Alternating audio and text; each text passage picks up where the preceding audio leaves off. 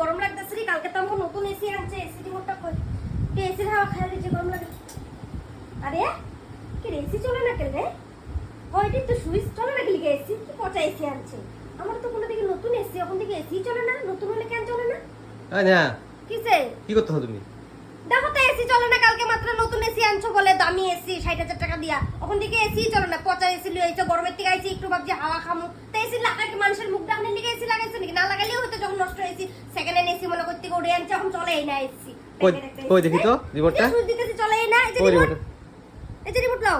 হায় রে পাগল বেটি রে, কি পাগল কও, কারে পাগল কও তুমি? তুমি জান গাউয়াই। কেন এটা কি এসি রিমোট নাকি?